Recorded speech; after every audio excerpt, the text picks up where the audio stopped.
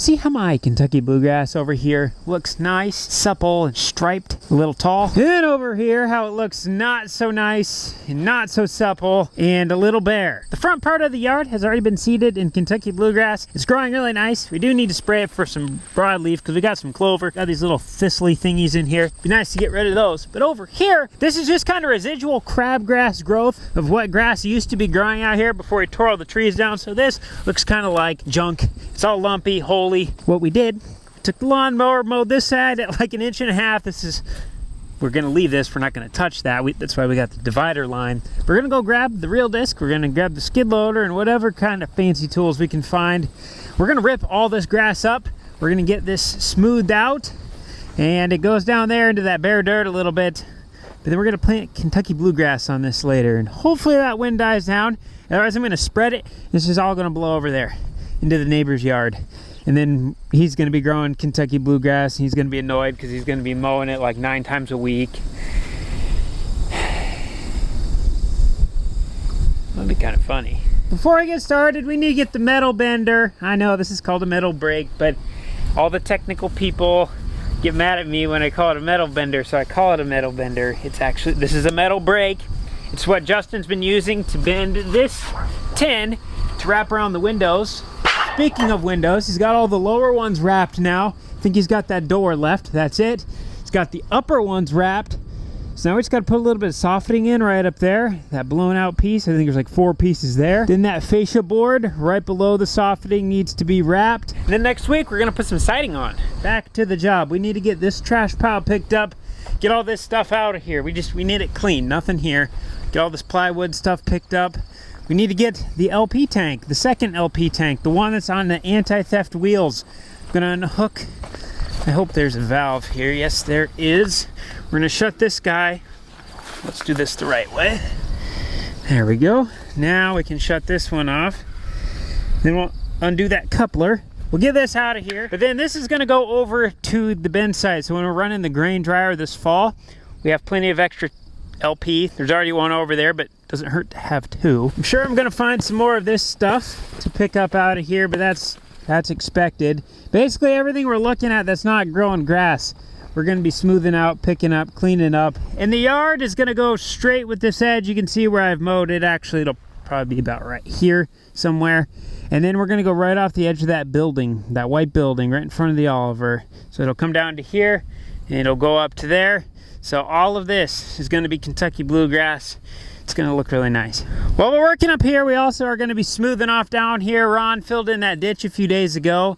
It's growing buttonweed in it right now. This stuff, by the way, if you're ever out in the woods and you need some toilet paper, this is about the softest stuff you can find. Don't mistake it for poison ivy though.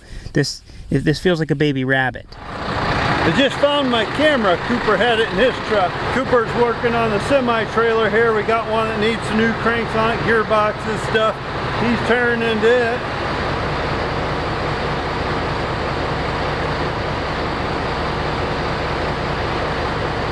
What Cooper's going to do, he's going to take our 5th wheel plate off. He wants to put like a 2-inch spacer in here to get our front up a little higher so he can put flares around our wheels. We keep breaking out rear windows.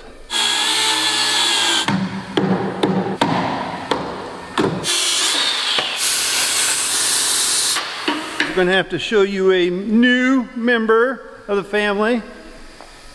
Cooper's little guy here. This is Maverick. Maverick, say hi. Say hi, buddy. Maverick just turned 8 weeks old. We'll bring Dana for you, buddy. Like that.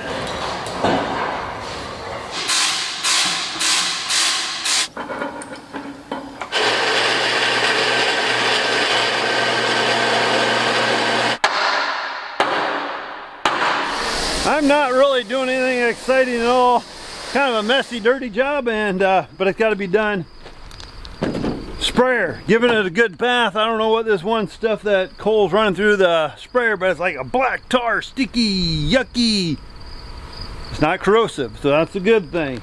But just trying to give the sprayer a good bath, try to get that off. The stuff that's on here will not hurt the beans. Oh, I need a drink. We're on our nicer trailer here. This is our Wilson. There's the shaft that runs all the way across here on these jacks that makes them go up and down, connects them so they work together. Well, the other day when I started to work on them to see if they worked, we got them to move about that far and the shaft rusted off and snapped. So we're putting a new one in. Problem is, at some point in life, this trailer has hit something and it tweaked the jack like that so the shaft isn't straight. So I'm going to cut all these bolts off and see if we can't put some spacers back there and twist that jack a little straighter. I'm hoping that'll work.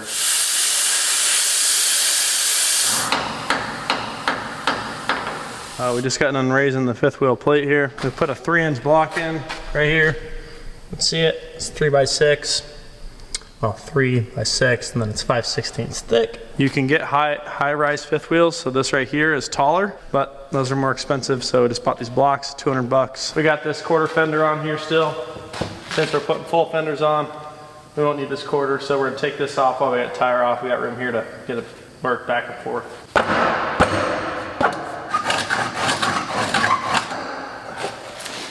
There's a bracket here and a bracket there. I don't know how the new ones are going to bolt up yet, so I'm just going to leave them. I'm hoping they match up, but I highly doubt it.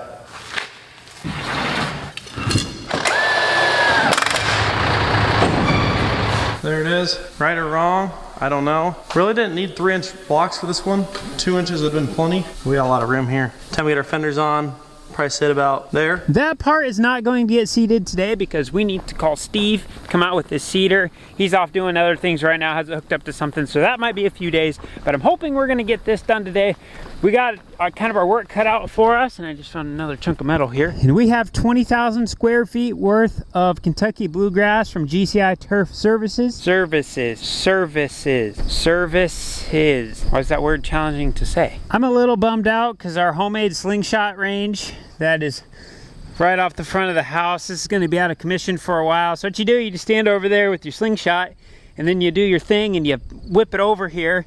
You can get them humdinging pretty good because, I mean, these holes resemble, like, what is that in millimeters across or centimeters? Probably 2.23. Maybe 5.56, or would that be 9 millimeters across? Maybe that dent's 9 millimeters across. Those good old 7.62 slingshot things. Before we plant our grass seed years ago, this telephone pole, they must have ran their guide wire this direction instead of that direction like it is now. And I'm not gonna say how I know these are bad for lawnmowers, but they're bad for lawnmowers. I'm hoping I can just stick the forks in underneath that and either find the base of it and get it out of the ground, or dig a big enough hole with the forks, then fold this underground and just bury it. So that's gonna be job number 1. Job number 2, I kind of wonder if there used to be a telephone pole here years ago, because there's also another one. This one is more gentle on the lawnmower because I didn't know it was there. And when you don't know something's there with the lawnmower, it doesn't count that you actually hit it. Then the last job on the front ditch, we got this little pile of dirt right here. I don't remember why I put this here, but I did. But we kind of got a hole around this culvert, and I would like to be able to have easier access around this with the lawnmower, because right now it's got a big old weed whack area. I don't want that. And that's echoey. Hello! Watch there be a raccoon in there. To be completely honest, I'm not really sure why this is here, because over where the skid loader's at is the top of a hill, so all the water runs that way there, so there's just a little bit here that collects water. And then on the other side of us, over where the weeds start to get tall, that's also the top of a hill, so all the water goes that way, so there's really not a lot of water that comes through here. But I guess I have to have them in the low spots. We're gonna set a timer for 30 minutes. Let's see if we can do it.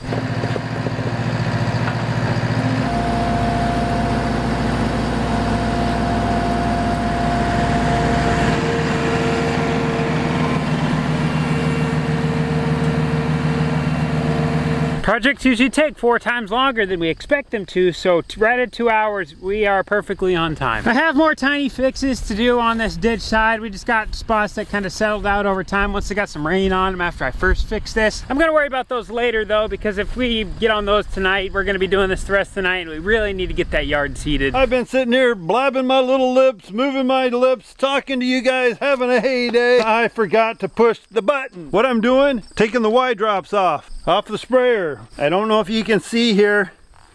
there's a little blue, that's a little filter. It's got little bitty holes through it. These actually look pretty clean, but we'll take them off this winter, put them in the hot water in the sink, soap, make sure they're cleaned out really, really good. And this is where water can sit in there and crack things. Jacks are done. Before you couldn't even hardly crank it. We had to put that new pipe across where the gear comes out, where the shaft goes. When I got the shaft on, I couldn't even get it to line up. It was about 4 inches off. Cut these bolts off because they were froze solid. Put 4 washers on each one. That was enough to turn the jack back that way. And now if you look at, when I move this, it's got play in it.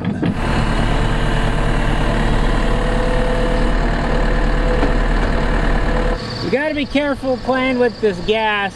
Honestly, it's something I probably shouldn't even be doing, but we're just gonna crack this, let it seep out of the line. We gotta shut off here, we gotta shut off here, so it's gotta bleed that line out. We'll give it a minute. These tanks are full of what's called LP, or liquid propane. It's a gas, but they compress it so much it actually turns to a liquid. So if we were to forget to shut this valve off when we took that off, if it just shot out of there, just this stream of like super cold propane would be coming out, and it would be all frozen around here, and there'd be a big old cloud in the air, and it'd be extremely dangerous. I went to go crack the end off on the small tank and put my wrench on here. I barely turned, and then this part started gushing some propane out of it. So I tried tightening it back up. It still kind of got a little We're just gonna get this one taken off in the meantime. Then we'll call our gas guy. He's probably gonna have to come out, drain this tank into his truck, then put a new fitting on here, I'd imagine. Otherwise, that's just gonna seep. It's slow. I'm sure I'll have a little bit of a leak, because it seems like whenever you drive by one of these tanks, you can kind of smell it just a little bit. But I don't know what's acceptable and what's not, so I guess I'd rather have him take a look at it.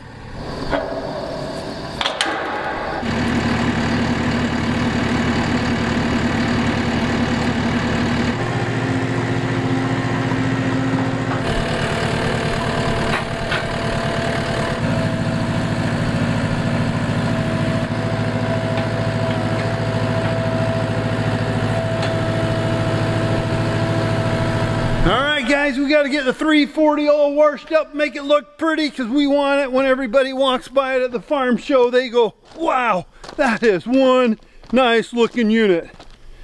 Not me, the tractor. But I guess if people want to walk by and say that's one nice looking unit, pointing at me, I guess I'm all right with that too. That'd actually be pretty nice.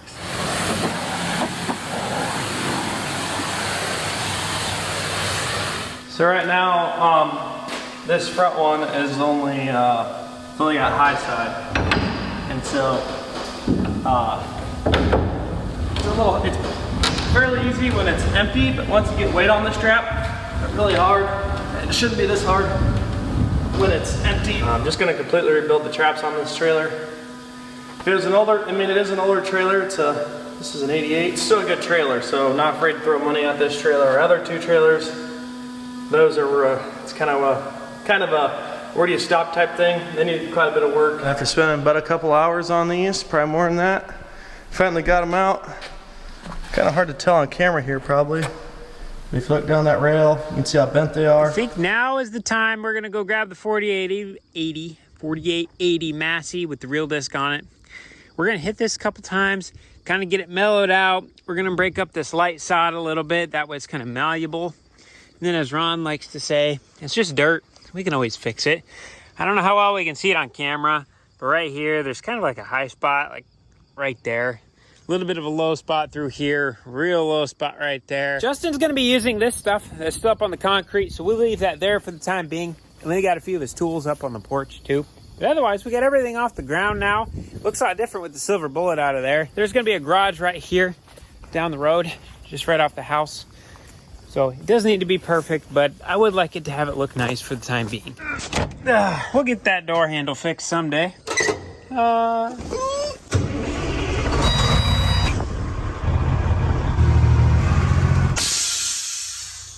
was loud. Man, who put a speed bump right there? Looks good. And hopefully the battery's not dead. Hey, smoky, smoky.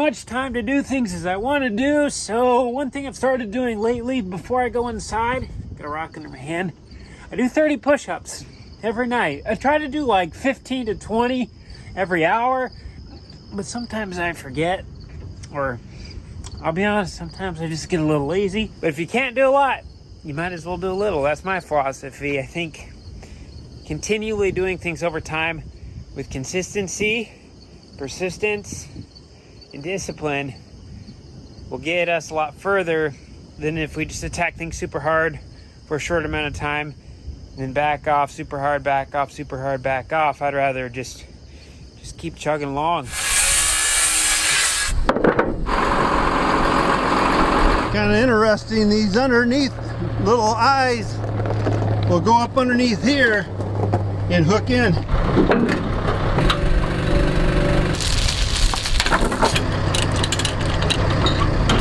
There goes Cooper, taking the 340 to Boone, Iowa. Bye-bye, we'll see you a little later, tractor. We have a slight bit more breeze today. Someone forgot to turn the fans off last night, so residual effect. We have a hole here, we have a hole there, we have a high spot behind that. This should be easy fix. We got to get everything leveled up nice next to the concrete real well, because nobody likes going off the concrete and you got to step up or you got to step down. I just want to be able to stick the mower deck right over. We're nice and flush with everything. And we don't want flat right by the house. We want just a little bit of an angle. So when rain comes off of the gutters that we don't have, then it leaves. It doesn't go into the basement.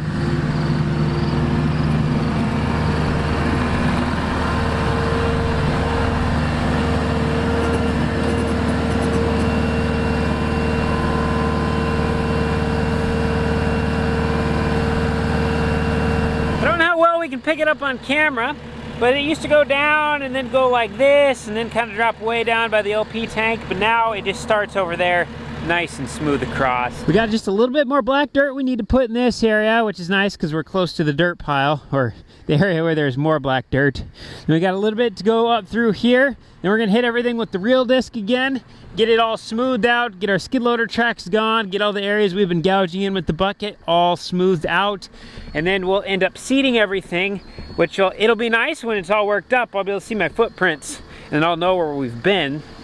And then once we get it seeded, we'll probably end up hitting it with that again to incorporate it, and then use the skid loader to back drag with the bucket. So it'll basically make it look like this, kind of pack it down into the ground a bit.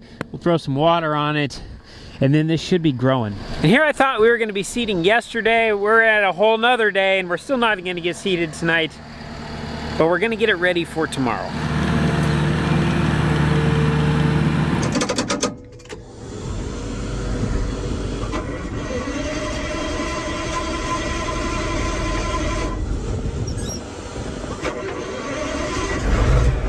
That was weird. Okay, I think these are the lights. Yep, there we go. Killing all the mosquitoes, that's for sure. Golly. Ripping up the yard at night. Yeehaw.